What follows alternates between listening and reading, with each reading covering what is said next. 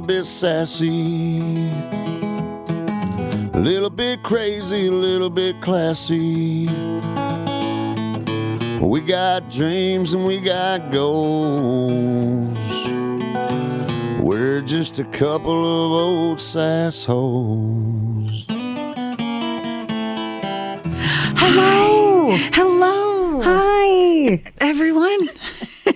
Welcome to A Couple of Sassholes podcast. I'm Brooklyn Maple. And I'm Heather Terry. And once more, this is our power hour of true crime, fucked up people doing fucked up shit for fucked up reasons or no reasons at all. That's true. It's true.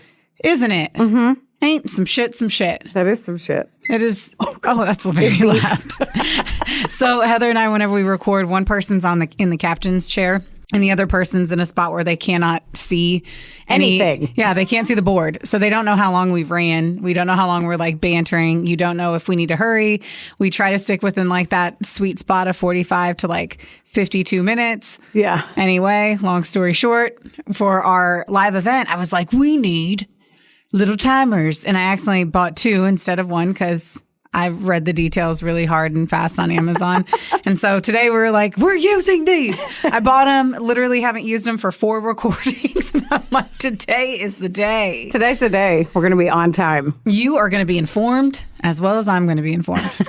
We've talked so many times where we're like, so I felt really stressed because you kept looking at the board. So I thought it was too long of a time and I needed to hurry. And it's like, let's stop this fucking charade. Stop that train. Yeah. Because sometimes we'd just be like, and then he cut her head off. Okay, the end. Bye. And then it's like, dude, that was like 20 minutes. I know. We had a lot more time. We have so much fun. We just can't tell. That's so true. That's right. So you've been gone all week, which I don't know what to do anymore. Honestly, I was not expecting to be in my job forever. And I'm like, now with Heather gone for the week, I'm like, I don't know if I can work without you. Yeah, I'm pretty spoiled.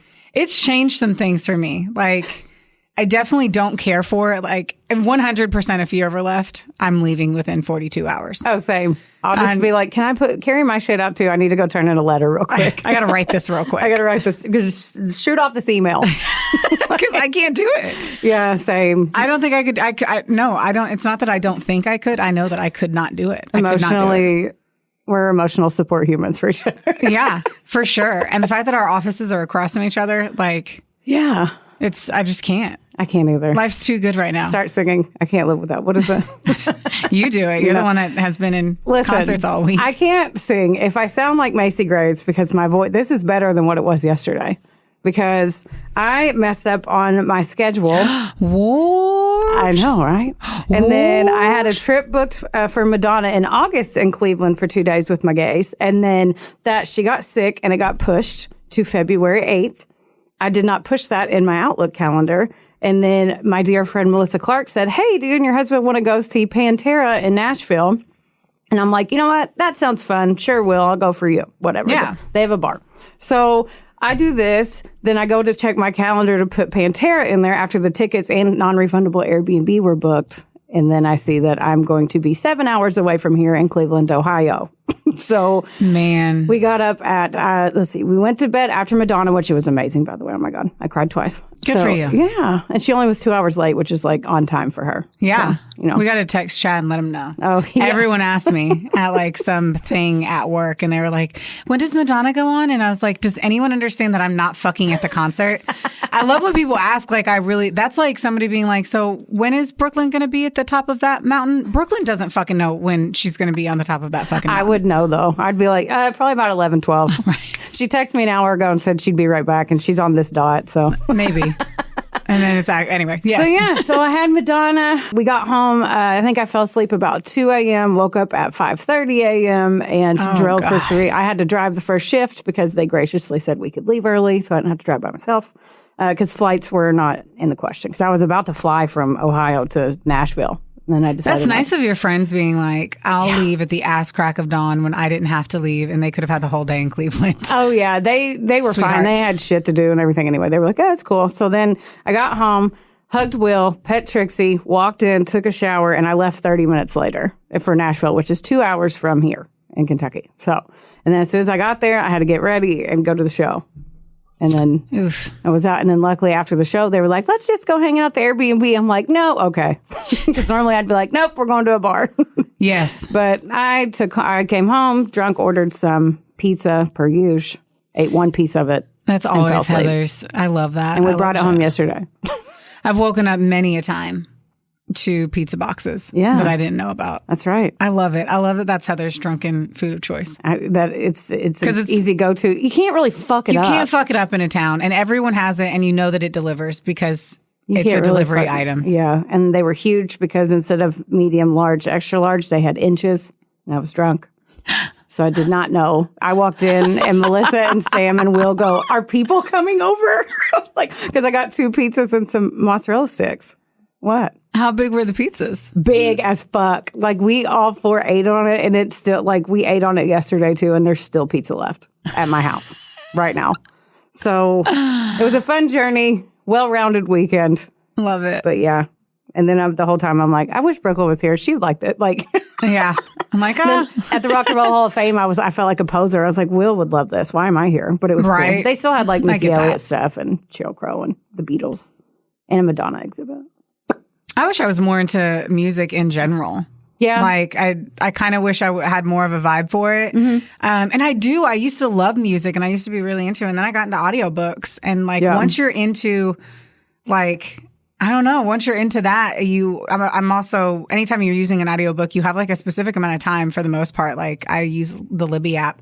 So like on my way here, I was finishing up Make Your Bed, which was an Army Navy SEAL talking about like important things that you need to do throughout life, which one of them was like, so in the SEAL experience, whenever, like, basically every day they're judged on certain things if you don't do, and it's fictitious shit. Like, I'm going to pick on you today because you're the person who I want to pick on, where you have to get completely wet and then roll around in sand. And then you have to do all of your shit with sand in every crevice of your body. And they call it, you're the sugar cookie.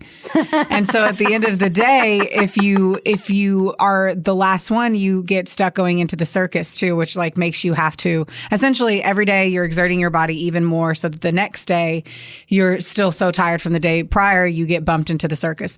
But basically what they're talking about is like every day, no matter what, like you're eventually going to be the sugar cookie and it has nothing to do with you.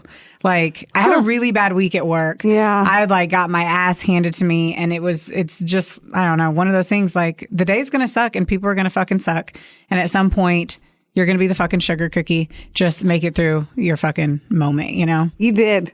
You made it. I made it. You survived. Barely. And I'll be back tomorrow and all will be right in the world again. Yes. Because I'm done with my Midwest concert world tour. I am grateful for that. I don't think I have a lot to tell you about in my life and what was happening before, so we can hop into the story, if you will. Okay. Today's a solo journey, if you didn't understand by the fact that Heather's been gone and drunk for a few days, concert touring through everything. It is just the Brooklyn Rodeo today. I'm so thankful for that. Oh, Good man. God. I'm grateful that Heather was super chill because I did not finish my research and then I left my research on a laptop that I couldn't get into because I couldn't remember my fucking passcode. So I had to redo all my shit this morning. Oof. And then it is what it is. At the end of the day, it is what it is. Luckily, I hadn't gotten a ton of work done on it. Like I had my framework and it would have really pissed me off. If I had taken one extra 15 minutes of work on this, I would have fucking lost my shit. Yeah, you seem very, very chill about it because normally I would have gotten a lot more expletives. I would have shown you a snap of me smashing my laptop because like when you put a lot of effort into these, fuck that to lose it or to not have access to it. That's But right. anyway, it was just my lack of preparation, which is fine because I had a shitty work week. That's right. I did the best I could. That's right. So Okay, so I'm going to do Delphine LaLaurie, which is Madame LaLaurie. I'm super excited about this. 64 Parishes, The Mistress of the Haunted House, which was written by Carolyn Morrow Long. I got some great information from that. Great job, Carolyn. You're a wonderful writer.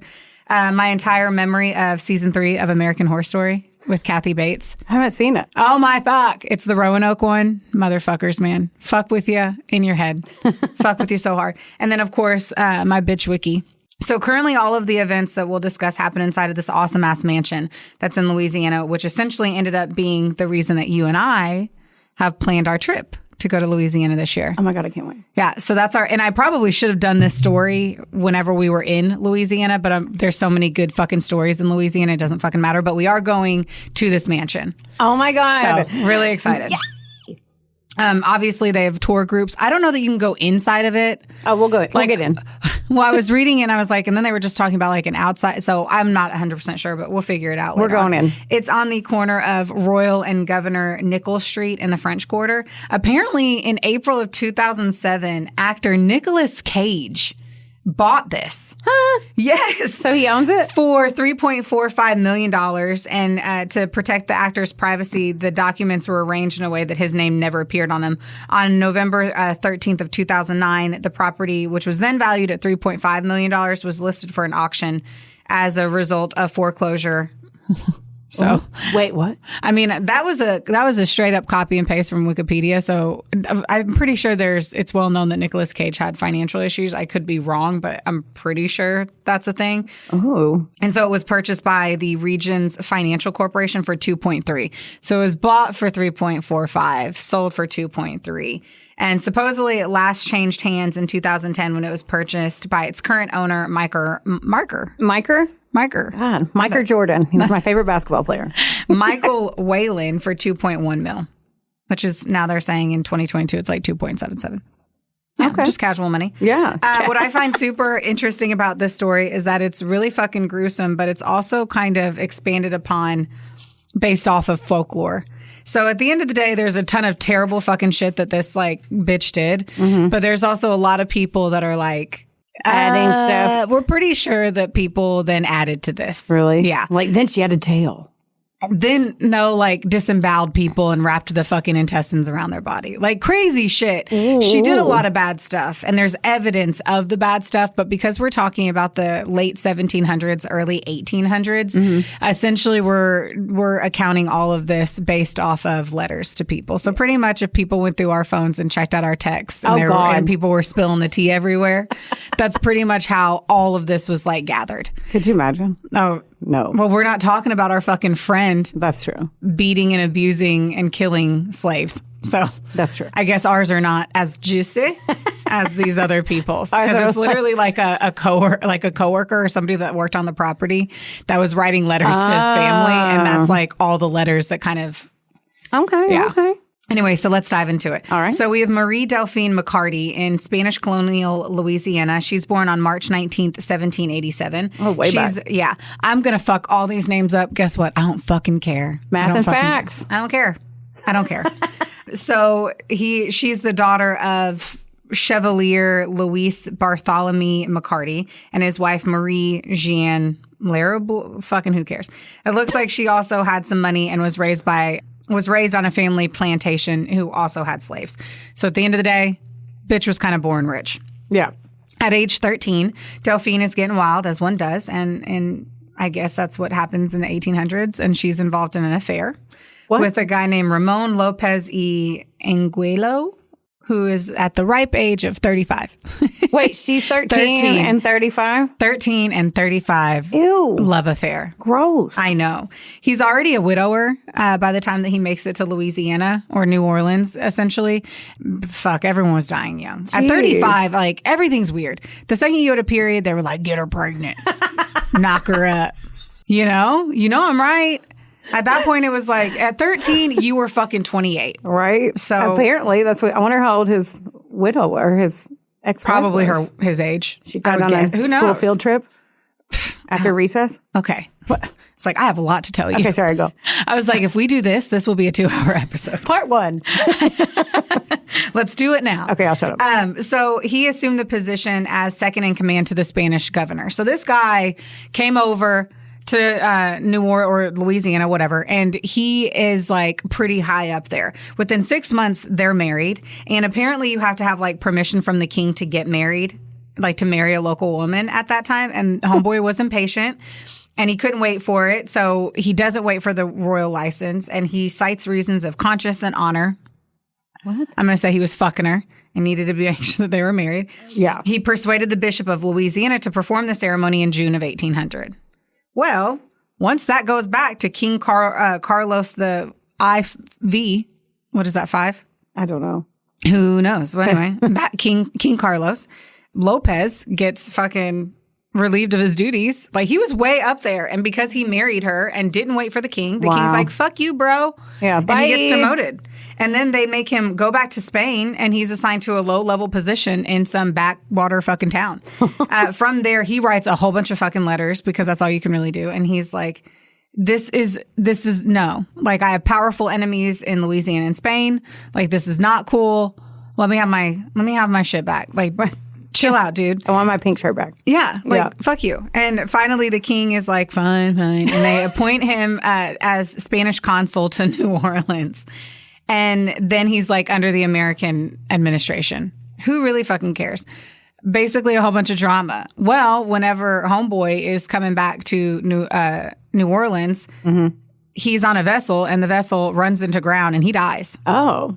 And they don't really say why or how he dies. They just say it's from running the ship into land. Oh. So, guy dies. Oof. We can speculate however we want to speculate, because it was him coming back to that job that he had wanted. So, who fucking knows? But at that point, sadly, Delphine was pregnant with his baby, and literally just a few days after he dies, she gives birth to her first child. Oh, shit. Yeah. Marie Delphine Francesca Borgia Lopez y Anguilo is the name. Yeah. Casual. Gosh. You could probably find that on like a rest area where they have the little license plates. Could you imagine just fucking like, I want to monogram this? It's like, what the fuck is that? Alphabet soup. Yeah. That's what it would be. Looks like stupid work jargon. Like, what does that mean? Anyway, Delphine decides to go back to New Orleans with her daughter. And just a few years later, essentially in 1807, so what? She was 13 in 1800, so she's now 20.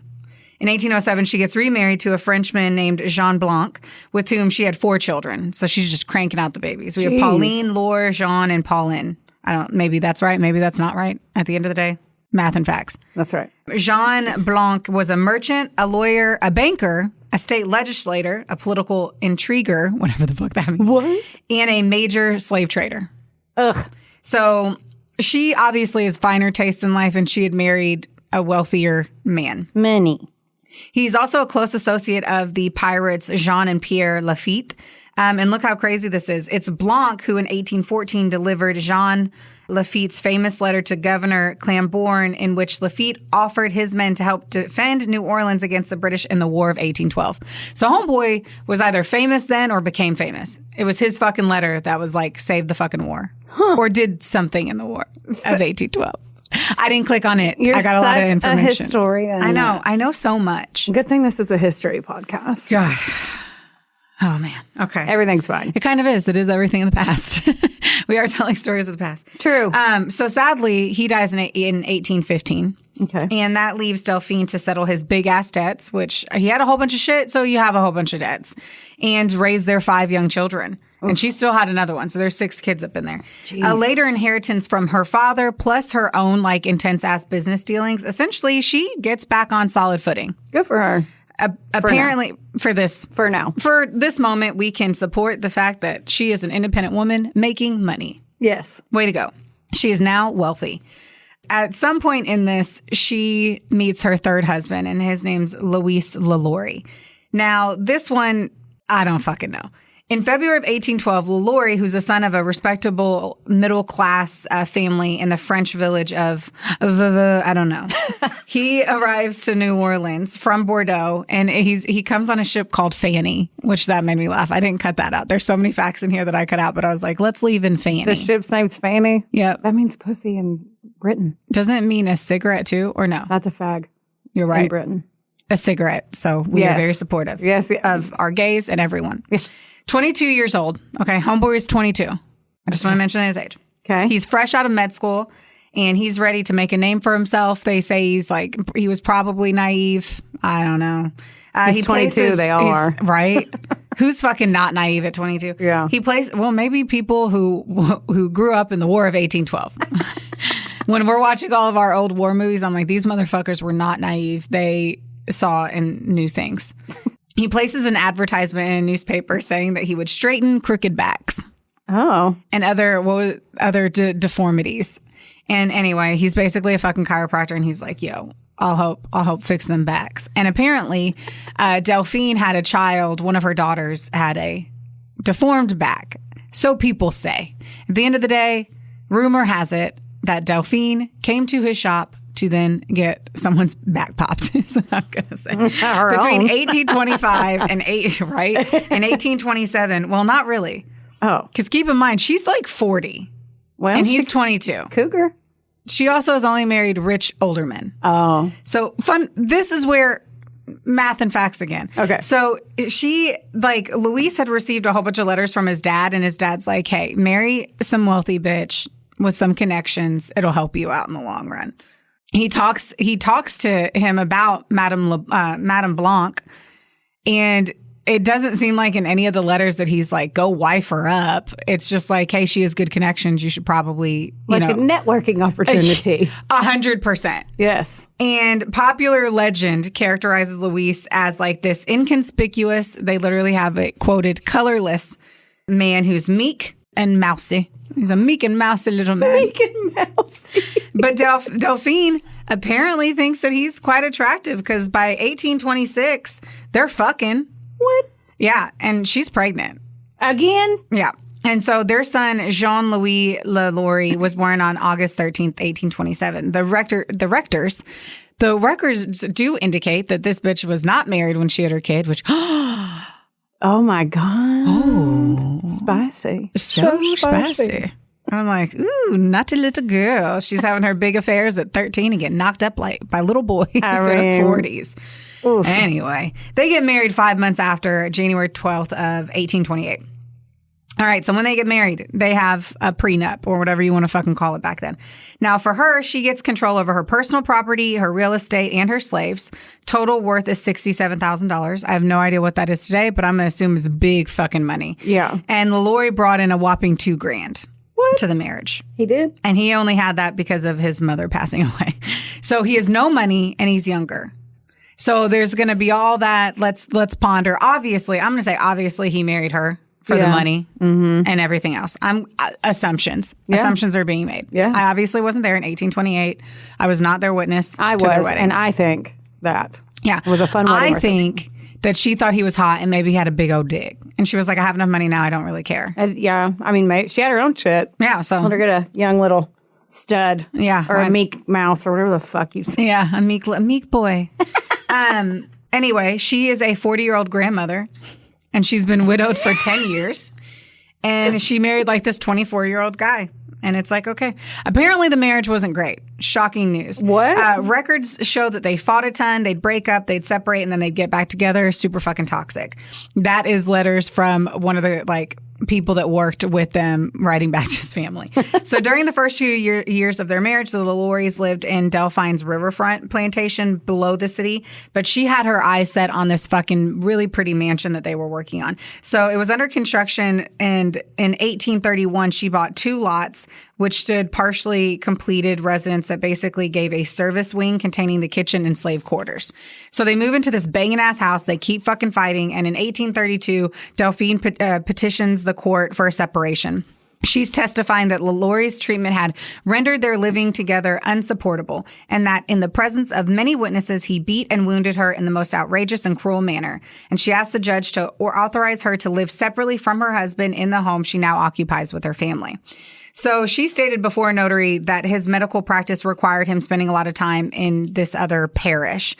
And apparently another thing that people wanted to point out is it's like in this, so he had to be gone a lot, but the area was really remote. So it's basically being like, I'm a doctor who's a doctor in a really remote place versus downtown New Orleans. Yeah, that's so sketch. No one got that either. That's sketch. So some people were like, was he with another woman elsewhere? And that's really what was going on. Probably. And that's what they think maybe because she couldn't control her younger husband, that's what triggered her. In American Horror Story, she had killed a chicken because somebody else wouldn't. And whenever she'd killed the chicken and the blood got on her hands, she saw the bloodlust. And that's what made her want to. So supposedly I would say that's a good. Yeah, she kind of lost her shit. Now, what other people do say at this point, he's over there in his like little remote part. She's separated, but apparently rumors are now circulating around the town that she is mistreating her slaves as well. So all of this information is from old letters in his 1828. Some dude with a hard name wrote to some other dude with a really long hard name and basically was talking about all this shit. And this looks like it's quoted. I don't really fucking know if it is. Finally, justice descended on her home, and after being assured of the truth of the denunciations of barbarous treatment of her slaves contrary to the law, the authorities found them still all bloody. He wrote to about his employer. They say in 1832, he communicated to his friend again that she was indicted in a criminal court for abusing her slaves, but they can see that like she obviously paid him off. He wrote, or excuse me, he didn't write. The criminal court records during that time period, though, of course, were lost. Ooh, convenient. I know. But essentially there's no existing documentation besides that guy like writing about what was happening. But in 1828, 1829, or 1832, there were charges against Madame LaLaurie. One very important piece of evidence did, however, come to light on June 22nd, 1829. John Randolph Grimes, one of the most famous attorneys of the day, signed a document stating that he had received of Madame LaLaurie $300 for my fee for defending the prosecution of the state against her in the criminal court. Long story short, bitch went to court for it at some point, got away with it. So there's that. Everyone knows some bad shit's going on. They went to court. She paid her way out. Now, then there's this big fucking fire.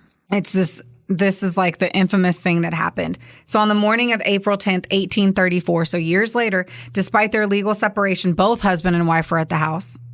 Intriguing, because it is toxic. They do come back and forth to each other. There's a huge fire on the property. Between April 10th and April 15th, a whole bunch of accounts are going to come circulating, and they're hitting the newspapers and all that jazz. Two separate editors who had been eyewitnesses to the events of that day had seen the slaves, and they were starved and they were mutilated. Ugh. And they made only like, I see why. I was like, I feel like this got really, really long. I think something like duplicated in my notes. So everyone bear with me in case I stumble, because I don't know if it happened, but I think it happened. Which will explain why I have 27 pages here.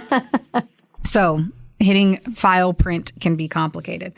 So they're going through it, and the newspapers are picking it up. Out-of-state newspapers are picking it up. Everyone is kind of like, what the fuck happened? A big-ass fire broke out. Because of it, one of the judges, like it's in downtown. Yeah. So people are circulating, like people are there. And one of the people is like this Judge Jacques Francois, something. He asks them, he's like, dude, they know based off the layout of the house that the slaves are in the top corner of it. And they're like, fire spreading, we should probably just make sure that there's no one in the house. Pretty much is what the dude's saying. Like, we need to do something. Let's make sure that everyone's out of the house. Yeah. Your slave quarters are over here. We do not see slaves outside. Yeah. So we should probably make sure that we get them.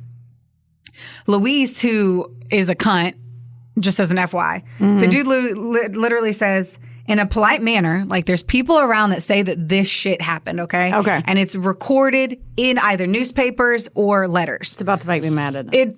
Yeah. But it doesn't really matter, I guess. The damage is already done.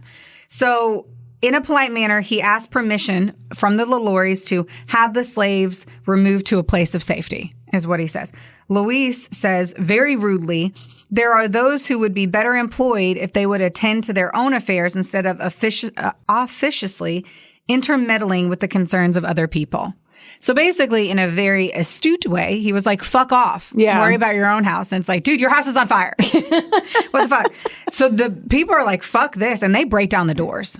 So that judge and all the people, they break down the doors. And when they walk into it, they literally are saying it was the most appalling sight. Oh, no. There were several wretched... My apologies for how I'm going to word everything. I'm just doing it off of... Yeah. This is how it was worded. Wretched Negroes emerged from the fire. Their bodies were covered with scars and loaded with chains.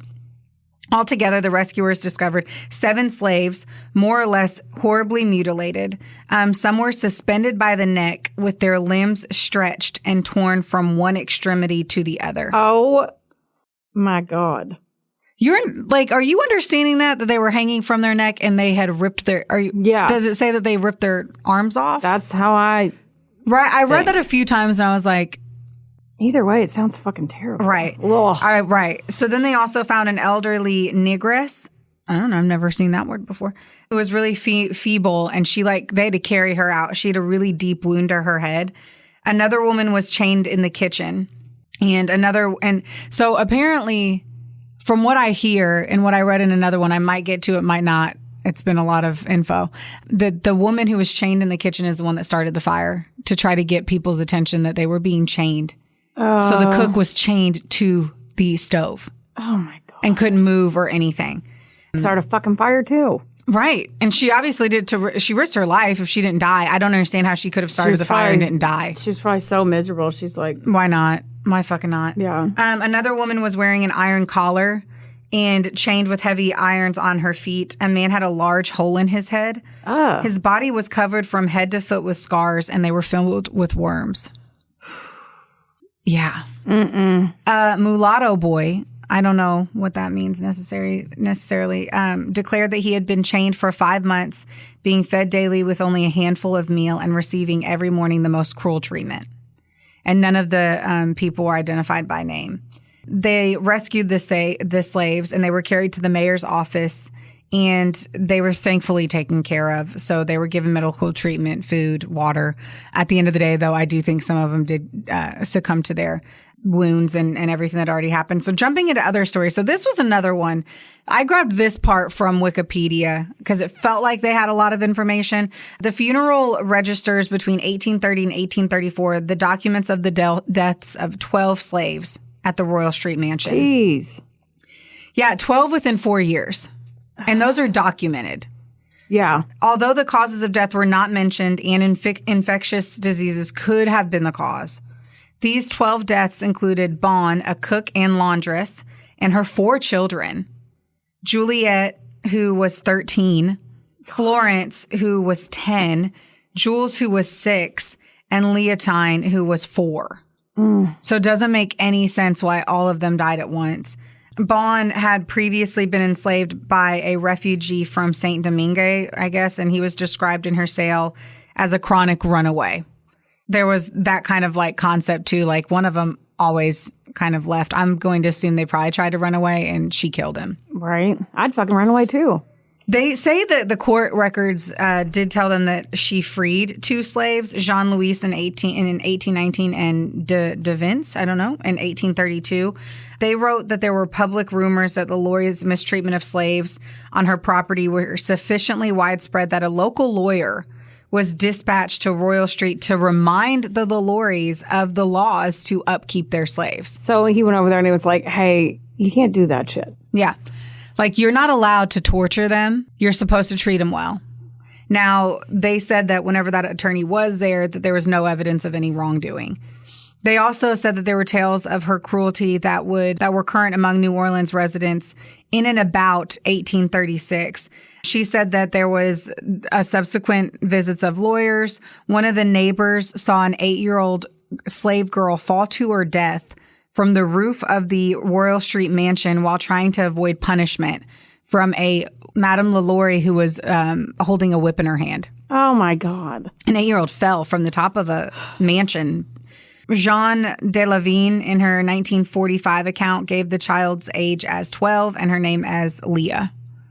Later, writers would say that the reason for it was because she was combing Delphine's hair and she hit a snag. Because she had ratty hair. Yeah.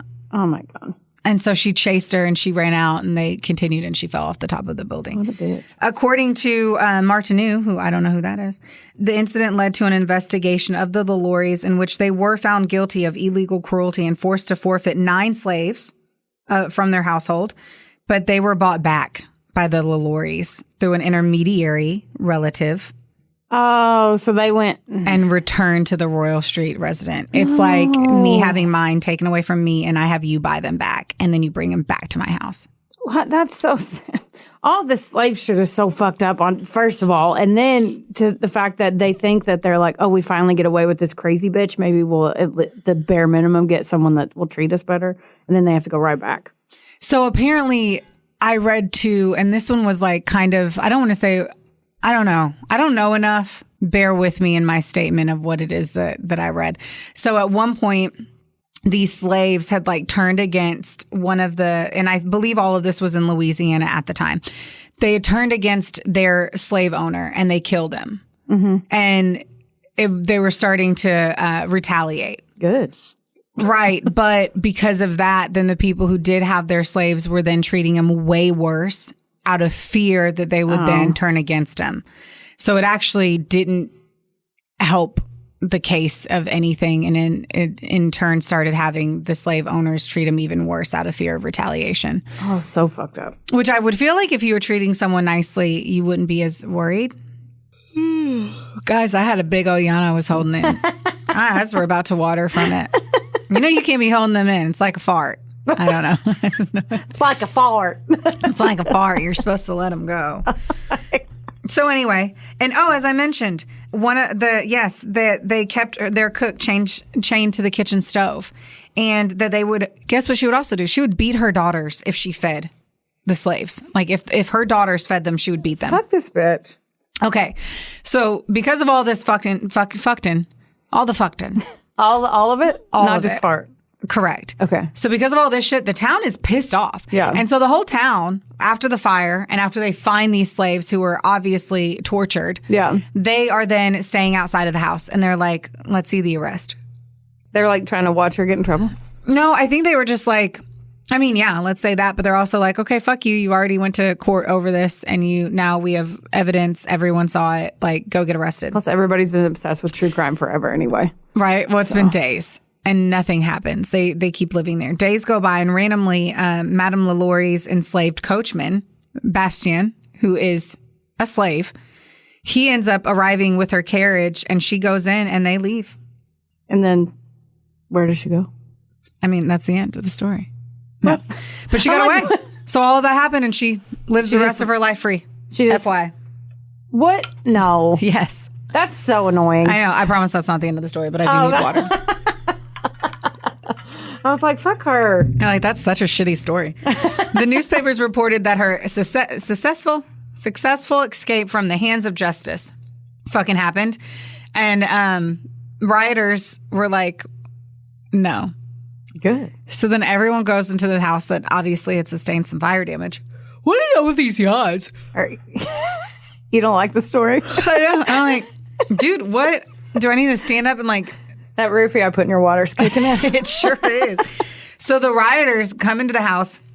They smash the furniture, china, crystal, all of her works of art.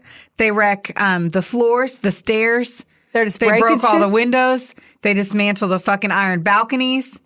What? And they nearly rip the entire house apart. They're that pissed off? Oh, yeah. It's like they're shooting a video for the Limp Bizkit song. Just break stuff. I would hope, too, that they're like, I hope they're stealing shit. If it, like, they're saying they wrecked it, I really hope they just stole it. Wrecked it down to the pawn shop. That would be, that's what I'm hoping. Yeah. Like, I'm hoping y'all made some money off of that. Mm-hmm. But go them. Yeah. I mean, I would never approve rioting, especially after everything that's happened since 2020. Mm-hmm. But in the case that the woman got away with killing and murdering people, yeah, fuck that. You shouldn't have your money. Fuck you. Yeah, that could be a rage room. Right? Yeah. Let me see here. The French consul Armand, who cares, submitted an account to the French Minister of Foreign Affairs because apparently she goes to France. And they described, so here it is, Salary told of his visit to see the sufferers and described their dislocated heads, legs torn by the chains, and bodies streaked with blood from head to foot from whiplashes and sharp instruments. They were truly fucking tortured. What a fucking bitch. Yes. And then they also talk about how people rushed into, like in the paperwork, they're talking about how people rushed in to get the victims out. And they said that they were carried on stretchers and laid under the arches of wherever they were, I don't know, and that they were barely breathing. That it was cruel and barbarous character is what they saw of what she did. And then they said that it was just complete bullshit that she was basically able to just leave. It is bullshit. It is. So she ends up boarding a schooner. For anyone who doesn't know, that's a boat. Oh, I thought it was to drink. at a schooner bar. Yeah. And they crossed the lake to the town of Mandeville. She and her husband remained there long enough to put their business affairs in order and assign power of attorney to their son-in-law, Placide Forstall and Auguste de Lassus. Delphine had made no arrangements for the emancipation of any of her slaves, not even Bastien, the one who helped the one that ran her. Yeah. From Mandeville, the LaLauries traveled to Mobile and thence, I said France, but I don't fucking know anymore. I don't know where we're at because it was New Orleans. I don't think you just take a boat to France. I mean, maybe. Maybe at some point she gets there. But then they're in New York City. I don't know. On June 24th, 1834. There we go. There we go. Right, and then they set sail for the French port of Le Havre. And one of their passengers that's there is the American poet William Cullen Bry. Man, you had one named William. I was like, she'll get this one. Bryant. That was the word. I know. Who notes in his journal that she was there. So everyone, that's the one thing I want to mention too. Everyone knows of Madame LaLaurie. They know what she looks like. They know who she is. They know that she's free. They know that she's out in a boot. The lady he wrote was the one known to have committed such horrible cruelties upon her slaves. She seemed much affected by the reserve with which the other travelers treated her and was frequently seen in tears. Oh, my gosh. First of all, I just wanted you to know when I Googled her, Kathy Bates' picture showed up first. And I was like, she looks familiar. Oh, wow. Because she is Mrs. Bates. Oh. So basically, FYI, she was crying the whole time because everyone was like, fuck you, you cunt whore. Yeah. Which then made me think, too, when I was looking through it, I was like, that is kind of a bummer if people thought you did a crime, but you didn't. And so everyone just hated you for it. Yeah. So I was like, oh, that kind of sucks. Wow. This is the house? Mm-hmm. Ain't it pretty now? They redid it. I'd say they'd have to. 3 weeks later, the LaLauries and their young son, Jean-Louis, they disembark and they make their way to Louis LaLaurie's family home in France. After a short and uncomfortable stay, they departed to Paris. They were joined there by Delphine's unmarried adult children, Pauline, Laure, and Pauline Blanc. Within a few years, they left for Cuba and was never reunited with his wife and son, and he eventually died in 1863. Back in New Orleans, though, Placid, I don't know how to say their name, was acting as the agent for Madame LaLaurie, right? So one of her son-in-laws, whatever. Mm-hmm. And so he was supposed to be disposing of the ruined house and the slaves. So he sold the Royal Street mansion for $14,000, less than half of the original price of $33,750. I bet no one wanted to buy it. Well, it was also completely fucked. Yeah. Forstall also sold 11 of the 30 enslaved men and women owned by Delphine at the time of the fire, including Bastien. This leaves 19 people unaccounted for in the record. And at the time, that's when slaves were property and record keeping was meticulous. So this is unusual that 19. You don't just lose 19 people. No. So she obviously tortured and killed 19. What a bitch. Slaves. And if you look at her picture, she doesn't. I wouldn't have guessed that. If you would have showed me her photo, you wouldn't have been like, this bitch mutilated a bunch of people. No. Not at all. And they do say, too, that, like, they think that most of them probably had died from the abuse and starvation because she wasn't feeding any of them anything, and that they all had debilitating injuries as well. In Paris, Delphine and her children, like, rented lodgings, and they had a whole bunch of different places that they lived in super fashionable areas. They were living the high life. Well, fun fact, the son-in-law never sent the money. He didn't? Yeah. Like Delphine gave him the right to do all this shit with the money, and he never sent it to them. And so she was starting to freak out because she was living this exorbitant luxurious lifestyle, and he was not sending the money. Well, back then it's not like you could just, they don't take your credit card and put at the end of the day, you still couldn't get it. Yeah. I mean, yeah. But even today, people are conned from their money all the time, and you can't get the money. It's true. Yeah. Even if that happened today, literally there's nothing you could do if someone was in charge of all of your money to send you the money. Yeah, I just meant like she could go to like the fancy places and she's like, yeah, I'll pay you on a checkout. Yeah. Because it's not like they swipe your card at check-in. I think what happened is she had taken like a loan out and couldn't pay the loan back kind of scenario. And so she was worried that the creditors wouldn't give her any more promissory notes because the bank was essentially like drying up. Yeah. I don't know. She was like, well, I'm going to have to go back to New Orleans to figure this out. And all of her family is like, don't fucking go back to New Orleans, you fucking idiot. I was like, they literally wrote through like the family. So, okay, in 1842, Delphine's son, Paulin Blanc, wrote to August, one of the guys who had the money that wasn't giving it to her, that his mother was serious about traveling to New Orleans. She has been thinking about this for a long time. We comfort ourselves with the hope that moments of bad humor alone could make her nourish such a thought. And that's referring to the sad memories of the catastrophe of 1834.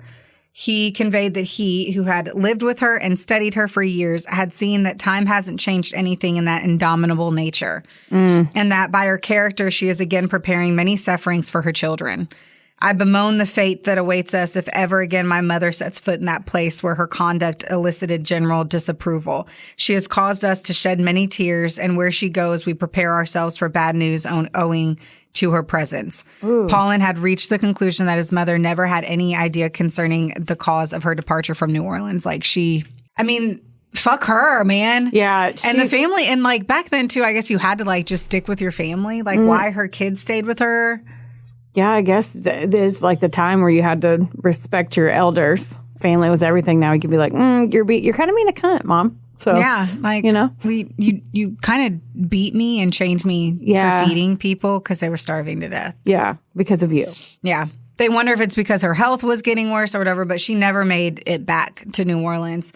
One version of the LaLaurie legend, because it's pretty much that at this point, says that in 1842 she was gored to death by a wild boar while on a hunting expedition. What? She went hunting? And her, who knows? Who knows? If she wanted to kill things, sure would make a lot of sense. It's true. And then they say that her body was returned to New Orleans for a burial at St. Louis Cemetery No. 1. In reality, Delphine died after a long illness at her home in Paris on December 7th, 1849. Her funeral took place the next day at the nearby church of St. Louis Stenton. She was temporarily interred in the cemetery of Montmartre. But in caretakers' records show that her remains were indeed exhumed in 1851, and they did go back to New Orleans. They still brought her back to New Orleans. I would just flush her down the fucking toilet. Right. Whenever those were invented. They say that according to the ownership and registers for some fucking place in New Orleans, the tomb in St. Louis Cemetery No. 1, that is said to be Madame LaLaurie's final resting place, belonged to her son, Paulin Blanc. Paulin may have purchased this tomb before having his mother's body returned from Paris, and she is probably buried there. Owing to poor record keeping, they don't technically know, and none of her immediate family are included in the list. So, I don't know. The final record is saying that of her great-granddaughter, who died in 1884. So, they think. But he could have really bought the tomb and never put her body in it. So they're not 100% sure where her actual body is. Yeah. Now, eyewitnesses also said she probably had mental health issues. So, you think? Right? Who knew that? So she was really erratic and violent, and then she would be fine the next day. So through papers, it looks like Louise did want to get away. So once they kind of went through everything else, her husband was trying to like get away from her. He was spending time in another location, which makes people wonder if at the end of the day he was seeing somebody else. And because of that, she would just go upstairs and take all of her rage and her violence out on the poor slaves. I mean, yeah, that would make sense. Now, here is where they're like, what? After 1945, accounts of those enslaved by the LaLauries became more explicit. So here's where it's like in the book that we read, the one page that we read that was about LaLaurie, Madame LaLaurie, this is where you're hearing all of the other accounts of it. So I'm literally reading this word for word as it was in Wikipedia because it's a lot of quoting and then pulling things out, and I just don't have the fucking patience to try to do all that. Okay. So my bad. Jean, or maybe Jean, or maybe Gianne de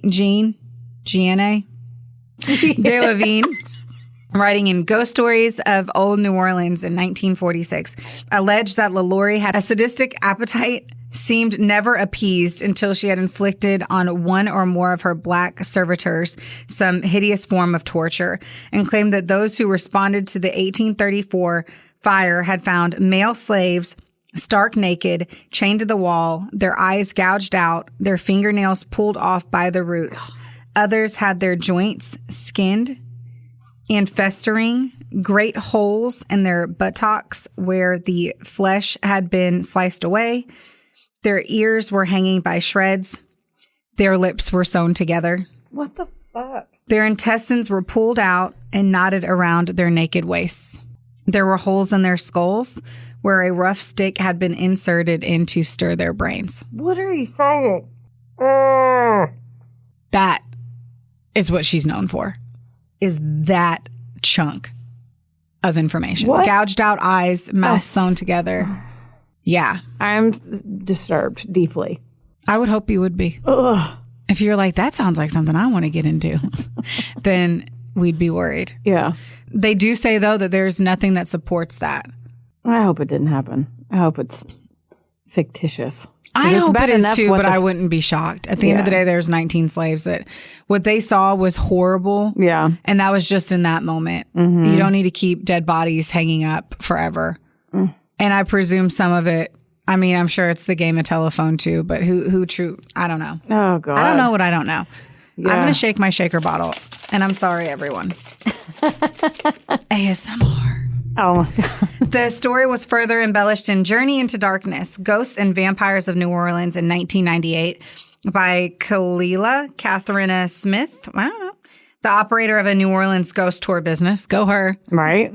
In her book, she had added several more explicit details to the discoveries allegedly made by rescuers during the 1834 fire, including a victim who obviously had their arms amputated and her skin peeled off in a circular pattern, making her look like a human caterpillar. And another who had her limbs broken and reset at odd angles so that she resembled a human crab. Oh, my God. What a bitch. Ugh. On this one, though? No. There's more? Stop talking. No. Fuck you. That in her book, that many of the details, the new details, were unsourced, while others were not supported by the sources given. So... Homegirl lied, probably for her book. Yeah. Yeah. Like an unofficial biography. Yeah. Like, you know what sound really fucked up? If I say that they broke the arms to look like a human crab and a centipede. Hopefully that is not true. All of it fucking sucks. Yeah. Today, modern retellings of LaLaurie's legend often use Delphine's or Delavine and Smith's versions of the tale. So those two people, because they're so fucking vulgar and terrible. Yeah. A lot of people pretty much say that. Use those. Yeah. But they also say, too, that there's other people who believe that under LaLaurie's care, as many as 100 slaves had been killed. So you don't know. Yeah. You don't know what you don't know. Mm-hmm. But like one of them, too, that I heard was confirmed is like, and I didn't see it in here and I don't know where the fuck it went in my notes. Yeah. But like the one of the women who had to wear like the thing around her neck, it had spikes so she could never rest her head. Oh, God. Yeah. So it had to just always be up straight, which means you'd never sleep. Yeah, no. And so I'm pretty sure, I do think, unfortunately, guys, I think that some of it really did happen. Yeah. I really do. I do think that she probably did crazy shit because if what they know that she did happened and there's actual recounting of it, why would she have not done some of the crazy shit with the arms and the leg and the crab? I hope not, but I wouldn't be shocked if she did disembowel them. Yeah. Because she was crazy and now you have dead bodies that you just get to play with and you're crazy. God. Right? Ugh. Is this a movie? It's the show, right? Yeah, but it's also redone in a million different ways because it's so crazy. Yeah. But you have to watch season 3 of American Horror Story. So I remember watching that and being fucked up for like 17 weeks afterwards. So you should do it. It'll be fun. I don't know if I can. I don't know that I could either. Now that I know that when I saw it, that they do those shows kind of based off of people. I don't know that I could now that I like know as much as I actually do about Madame LaLaurie. Yeah, no. Ugh. But just so you know, that is indeed the wild story of Madame Delphine LaLaurie and her bloodlust. Yeah, well, thanks for that. That was intense. Right? Yeah, I didn't know any of that. And I texted you today and said, I'm excited to hear it. Well, thanks. You're welcome. I mean, that was wild. It was wild. Mm-hmm. It was wild. Yeah. And it's crazy that she got away with it. Fuck her. But everyone hated her too. So maybe. Good. Yeah, that's what I'm saying. Maybe I don't know. Maybe I should say I don't know more. Because I don't know. You don't know? I don't know. I think that I like whenever you tell stories that involve other countries, like you did the one from, was it Japan? And you had to try to name all the names. I suck at that. No, it's my favorite because you're like, hey, I mean, as you should. I don't fucking know how to say. I don't fucking know. I can barely speak English. Dude, we're not getting paid $2 million an episode of this podcast for me to look up how to fucking say that. Yet. Right. Yes. One day. That's all I got. Yeah? Crushed it. Sorry for the yawns. Thanks for going solo and boring yourself today. She's like, I already know the story. I'm bored. I know. I just read all this already for the 8th time. And then it fucks with you, man. This shit fucks with you. Yeah. Mm-hmm. I just always want to hope that if horrible shit happens that like we just go into shock and we don't feel things. That's the only way I get through some of this shit is like that adrenaline rushes happen. Like there's the statement that you cannot remember pain. Like you cannot recreate pain in your head. And the reason for that is because of childbirth. So there's like some part of us as human beings have made it to where we cannot fully remember a physical pain. Oh. Because if we did, we would have never procreated. Oh, it's our lizard brain. The worst pain in the world is giving birth. Well, good thing I don't want to fuck with that. Torture. Or that, hopefully. Apparently. So anyway, I don't know. I hope both sound like torture to me. I just hope for the sake of anyone that was involved in that, which it sucks. Like they were starved and then tortured. So it's just horrible. It is. Well, you guys, I think I'm done. Are you done? I think I'm done. You gonna go take a nap? I should. I'm trying to chug some pre-workout so I can go work out. We love you guys. Thanks. We sure do. Thanks for listening. Can you please like, rate, review, and subscribe? Yeah. Please. We would appreciate it. And thank you. Yes. Okay. Love you. Bye. Thank you. Bye. Theodore, can I pet that dog?